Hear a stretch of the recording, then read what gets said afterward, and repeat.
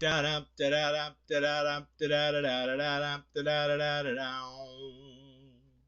does that even mean, Bowers Game Corner? Ahoy there, YouTube! I'm back again today for another game review. Today I'm very excited to check out DaVinci's Challenge from Briar Patch. This is for 2 or 4 players. Age is 8+, so I think I'd say about 15-20 minutes to play. And in DaVinci's Challenge, you are going to be playing the ancient game of secret symbols. Or not. It's an abstract strategy game in which you're going to be placing down pieces on the board and trying to score more points than your opponent. What am I talking about? Let's open it up and check it out. Alright then, we're going to take a look at what you're going to get inside of DaVinci's Challenge. So first and foremost, we got our handy dandy rule sheet. It is 1 page, double-sided, very, very simple rule sheet. It'll have you up and running in no time at all. And the game itself is extremely simple, so I can teach it to you right now. In this game, essentially what you're going to be doing is taking one color of these pieces right here, placing them on the board, and trying to score points. You're going to keep track of your points on this little number pad right here. So you'd have player 1 or team 1 versus player 2 or team 2. And you're just going to check and make tallies every time you complete one of these things. At the end of the game, you're going to tally this up, and whoever's got the most points is going to be the winner of the game. So let's go over the gameplay itself.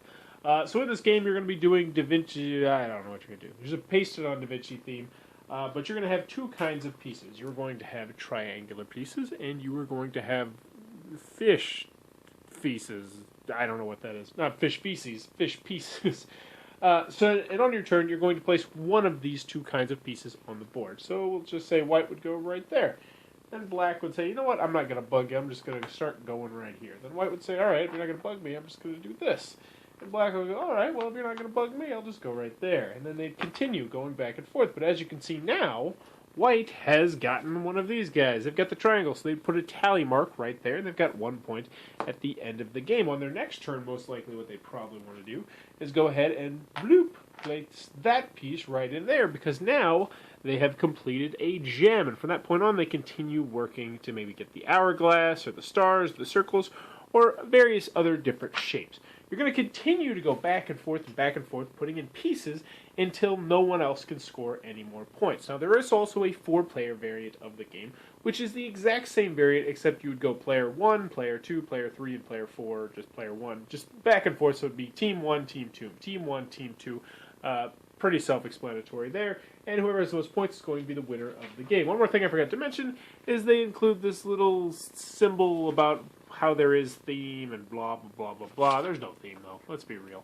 And that, in a nutshell, is how DaVinci's Challenge is played. Alrighty then, DaVinci's Challenge from Briar Patch. What are my final thoughts? Let's go to the pros. Let's go over the cons. First, on the cons side, the game's not going to be for everybody for a variety of different reasons. It's 2 or 4 players, an incredibly restricted player count, which is going to turn a lot of people off. Also, it is an abstract strategy game, which means there's no theme here. They tried to throw in, the DaVinci Challenge theme. They had the DaVinci on the board, and they got the little sheet of paper that tells you how it's thematic, and bleh, it's not thematic at all. It's an abstract strategy game, which is going to be turning off some people. Another problem that I have with this game is there's not too many different strategies. You're going to be doing the same thing over and over and over again. On your turn, you only have pretty much 2 options. You're going to play a triangle, or you're going to play a little weird shaped thing. And you're going to do that over and over and over and over and over and over again until the game is over. And that's going to turn some people off. Also, you have to keep track of the score during the game. That is essential. You do not want to wait till after the game and then try and tally up the score. It is incredibly annoying. So yeah, that turns people off. And the last thing is, this is a minor nitpick, is sometimes if you're not paying attention, you'll actually score some additional points and then not notice them and then not score them. But that's neither here nor there. Moving on to the pros. I was pleasantly surprised with DaVinci's Challenge. Now, I'm not the biggest abstract strategy game. I will never say no to an abstract strategy game, but I just don't go out of my way to get them most of the time. I saw this at my local Goodwill, my local thrift shop. I don't know where I got it so long ago, for 50 cents. I was like, all right, I'll pick it up, review it, probably get rid of it. If I were an abstract strategy game fan, though, I would actually keep this game. That's how much I did enjoy it. I liked it with 2 players, but I liked it even better with 4 players. And there's a couple reasons why I liked it. First, it's an extremely simple game. This kind of game that you can play with just about anybody. It's not intimidating at all. So even non-gamers are not going to be like, I don't know about that game. So trust me, just put down a piece. They're like, oh, this is all I'm doing. I'm just trying to make shapes. Yeah, that's it. But there is a deeper amount of strategy there. Do you go for little dink and dunk ones, or do you try and like create this big massive thing and score the big points? Another thing I liked about this game was messing with your opponents. When do you finally do it? You have to screw with your opponents. You pretty much have to, especially if you see them about to score one of those big point getters. But the thing is, when do you do that? When do you finally go deviate from working on your area to go mess with their area? At the same time, they have that conundrum as well, and I like that especially in the 4-player one, because then that brings up that whole issue of, okay, should I be working on my big thing while you work on your big thing, or should we work together on this big thing and hopefully get it done a little bit quicker? There's a surprising amount of depth and strategy in this game, and I like that an awful lot. So overall, DaVinci's Challenge from Briar Patch, pleasantly surprised. If you can find this one at a thrift shop or Goodwill or something like that for cheap, I would definitely recommend picking it up if you like abstract strategy games, if you like lighter family games like this.